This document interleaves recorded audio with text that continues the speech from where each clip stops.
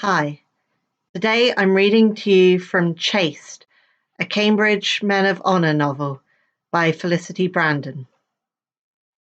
Prologue. Chase Benedict. Stretching back in the oversized leather chair, my gaze flitted around the grandiose committee room. Crimson and green hues were faded by sunlight, but their grandeur was no less impressive. Walls were lined with ancient, priceless texts, views looking out onto some of the most beautiful lawns in the city, and, of course, there was a permanent supply of the best scotch. If these walls could talk, they would purr about the men who'd sat in the country's seats of power, those who'd ruled and later controlled Parliament. Kings, dukes, and prime ministers. Over the years, our organisation had hosted them all, and no doubt the hallowed rooms we inhabited had sordid, wonderful tales of their endeavours. Stories of success and betrayal, lust and honour. One common theme held all those men together. One strength resonated above all others: authority.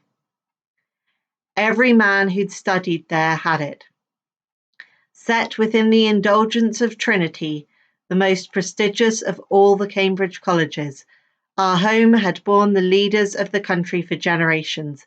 Many nurtured the same group I now headed. As son and heir, it had never been clear to me how my father had come to be in charge of such a fascinating society. Our family was not the wealthiest, but it had certainly been one of the most influential, and upon my father's untimely demise I stepped up, directing men of honour as only I knew how, with typical Benedict self-assurance. Any other business, gentlemen?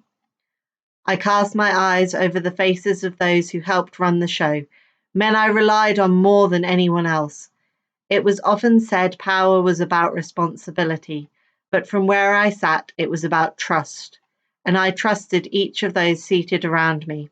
If I didn't, they'd be gone. There's the matter of our forthcoming anniversary. Sebastian Tompkins's gaze met mine. 160 years since Men of Honour's inception. My brow rose. There was no point denying it was a significant milestone. Founded in 1862, our organisation had been running the streets of Cambridge and Westminster for longer than women had enjoyed the vote. Whatever the contemporary populist rhetoric, we were Britain, and we always would be. We should do something to mark the occasion, I agreed. But now that we're registered as a charity, we have to be careful. There's public scrutiny attached to the tax breaks. A rumble of laughter echoed over the throngs. So, a soiree of some sort? Tompkins grinned excitedly.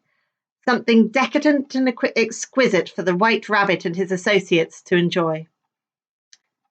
I chuckled at his enthusiasm, nodding in response. I'd been labelled the White Rabbit for many years now, a nod to the club I co-owned, as well as the depth of my depravities. Hold on. It was Oscar Hatton who interrupted, his dark features furrowed as he mused on whatever it was that aggrieved him about Tompkins's idea. We could do both. He met my gaze. Arrange something debauched in private, but use the anniversary as a means to raise funds and garner traction in the courts of public opinion. Fundraise? Jacob Naylor snorted. Why the hell would we need to do that? Our group has more money than most developing economies. It's more than just about the money, Hatton shook his head dismissively, the motion doing nothing to dislodge the blue bowler hat he had insisted on wearing. It's about image. We've survived in the past on secrecy and concealment, but we're out of the shadows now. His focus flitted to me again. The decision to move us into the fore means we can create the respectable face required to front our less civilized dealings. I chuckled at the way he put that. Less civilized, I repeated. By that, I assume you mean our vulgar criminality. Precisely, Hatton smiled. Let the good people of Cambridge come and glory in our history and how we're giving back. Offence is the best defence. What? Jacob's brows knitted. What are you dribbling on about? No wonder they call you the Mad Hatter. He means the best place to hide is in plain sight. I leaned forward in my chair. It's a bloody good plan. Hatton met my gaze but said nothing further. Oscar's right. We can do both. We can celebrate with flags and ceremonies. Then, once the decorations have come down, we can revel in our usual denigrate fashion. Drugs, women, and vintage scotch, Peter Morton practically sang the answer, flashing me a grin before he collapsed in a fit of hysteria.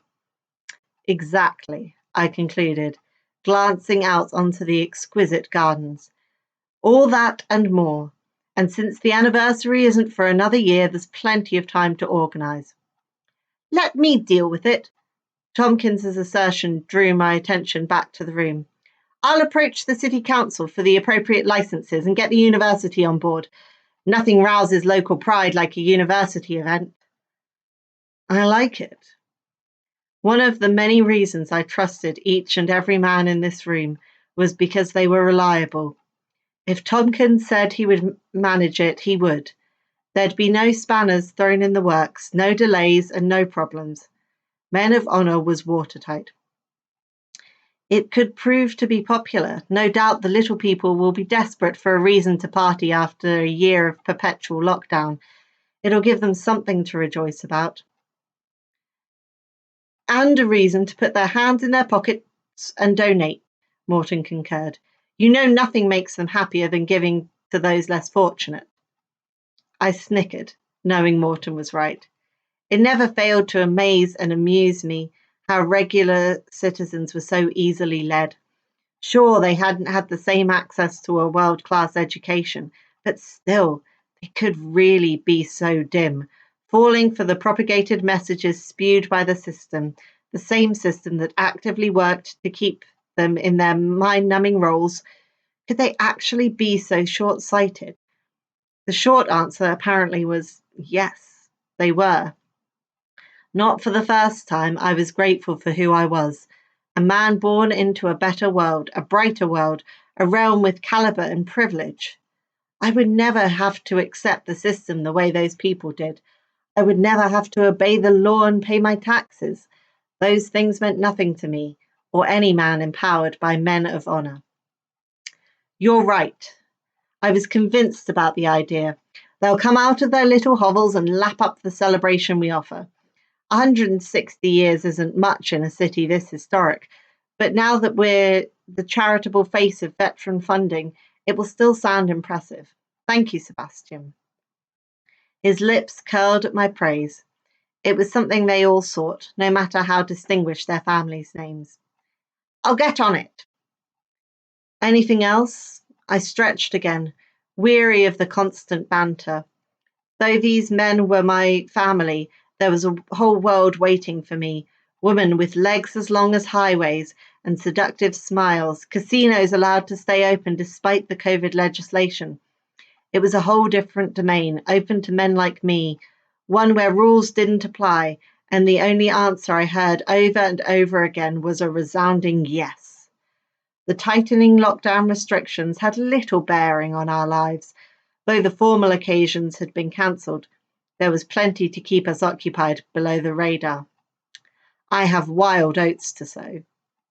Once more, laughter reverberated around the dusty bookshelves.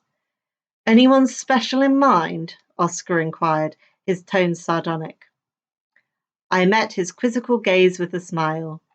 His head had been in the clouds ever since I'd captured his very own MI5 agent. The blonde bombshell, Alice, had arrived, posing as a journalist, assuming she could pull the wool over my eyes and garner important information, but we'd soon put pay to that notion. After one day held in captivity, subject to Oscar's every whim, she was more malleable. It was curious, though. So was he.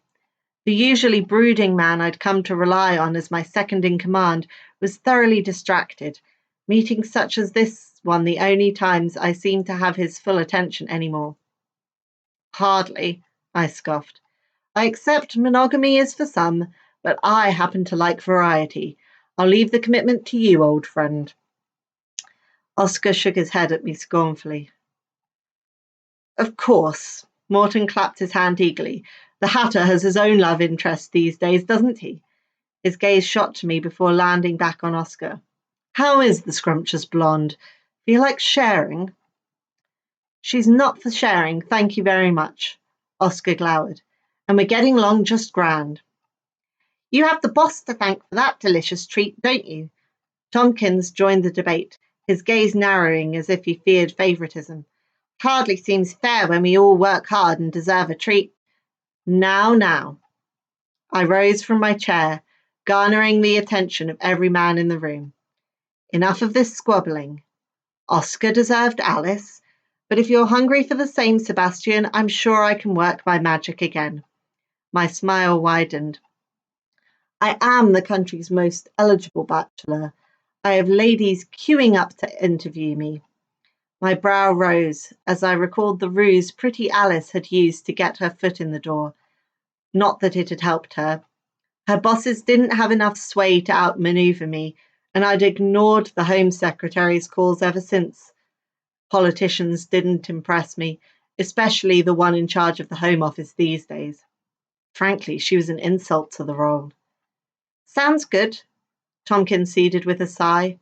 If you could fix me up with someone, I'll happily accept. Fine, leave it with me. I paced towards the exit. Let's call time on this meeting, shall we? It was the Holy Trinity as far as I was concerned. I could work, and I did when the needs arose. I could breed, but while the significance of my lineage wasn't lost on me, I had no desire to start a so-called family any time soon. Or I could play. Running my tongue over my teeth, my choice was clear.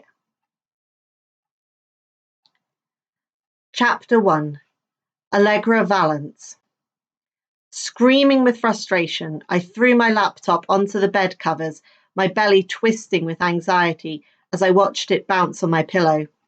I couldn't afford to watch the damn thing break in front of my eyes, but if I didn't vent some of this frustration soon, I was going to do something stupid. Shit. I crumpled over my desk, hands balling with another surge of anger washed over me. This was impossible. It didn't matter what any of them said. I hadn't come to one of the most distinguished universities in the world to learn online, especially with unreliable Wi-Fi. Not only was it sucking the joy out of the entire experience, it was making my degree untenable. I was 2 years into my law degree, and so far I'd only managed 2 terms of lectures and tutorials. I was paying a fortune for the privilege, and unlike most of the students I'd once partied with, I wasn't here because my parents or grandparents had huge trust funds. I was here on merit. Chose from one of the minority state-funded schools, I'd earned my scholarship to Cambridge's Downing College, and I'd arrived here bursting with enthusiasm. It was like another life ago, a year of restrictions on learning, reducing the powerhouse of law degrees to little more than any other establishment.